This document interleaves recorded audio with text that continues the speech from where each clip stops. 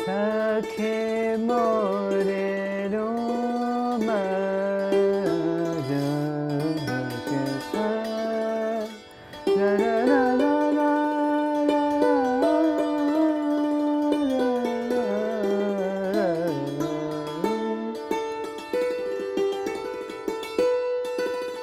वाह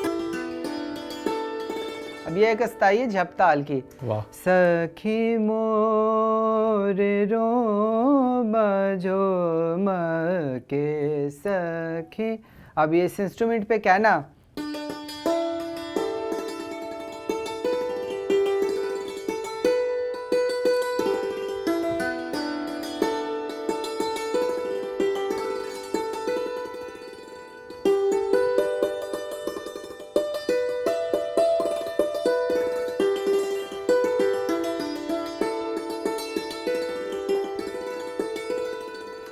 वाह फिर इसी तरह एक्सपीरियंस करते करते डिफरेंट रागों में मैंने स्थाइयाँ बनाई, मुखड़े बनाए, तरानों पे आधारित हैं बहुत सारी चीज़ें। 5 साल के थे और ये जी। आपकी जो है मुझे- वो हाँ। वो कहानी शुरू हुई। जी, बिल्कुल। तो फिर उससे आगे किस तरह लेके चले? सो बेसिकली आपके दादा जो हैं वो बजाते थे इसको? जी जी, वो मतलब है दादाजी जो थे वो म्यूज़िक क्रिएटर मतलब जिसे कह सकते हैं, वो ऑलराउंडर थे। मतलब है सैक्सोफोन बजाना, उन्होंने क्लारनेट, पियानो, मतलब सारे राउंड वॉक साज बजाते थे। वाह क्योंकि कश्मीर उन्होंने वक्त गुजारा था अपना बचपन, तो ये साज वहाँ से लेके आए थे। अच्छा जब इसे बजाते थे वो, तो ये मुझे बहुत अच्छा लगता था।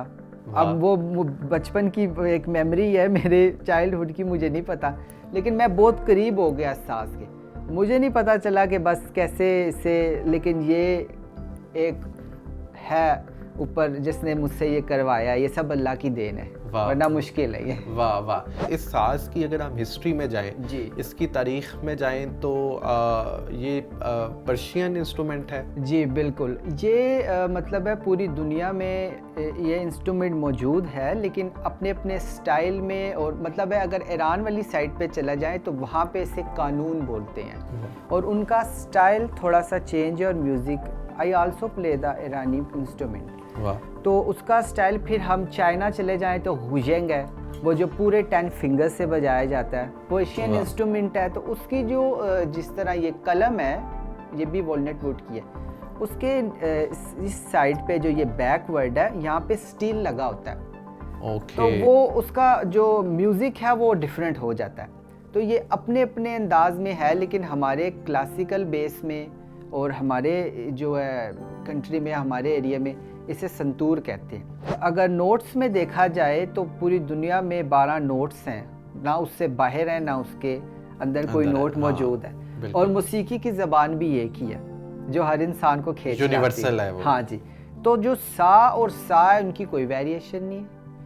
पंचम की वेरिएशन नहीं है, हाँ रे की है, गा मा नी, इनकी वेरिएशन। तो इनको देख के मैंने देखा गया कि इसमें 3 सप्तक कैसे हों पूरे, और फिर इसमें क्या क्या बजाया जा सकता है। अच्छा, और ये आपने कहा कि वॉलनट वुड यानी कि अखरोट की लकड़ी जी। इसको बनाने में इस्तेमाल होती है। बिल्कुल बिल्कुल, अखरोट की लकड़ी और बादाम की आलमंड वुड। वो अब जैसे कि ये आप देख सकते, मतलब इस इंस्ट्रूमेंट को क्योंकि ग्रैंडफादर के टाइम क्या उससे भी पुराना है, तो इसे 85 इयर्स हमारे पास हो गए हैं। वाह वाह, क्योंकि मैं वही देखता था कि बिल्कुल इसकी ना एक एंटीक फील आ रही थी। बहुत। और कहते हैं कि जितना पुराना साज हो उसका साउंड उतना ही अच्छा होता है, उतनी मिठास आ जाती उतनी है। मिठास आ जाती है। इस साज का अपना कुछ ऐसा कमाल है कि ये नेचर से, कुदरत से बहुत जुड़ा हुआ है। वाह वाह। इसमें ये कुदरत की देन है। और इसको मेडिटेशन के लिए भी जो है वो कहा जाता है कि सबसे बेहतरीन जो है वो सबसे साज है, बेहतरीन, हाँ जी।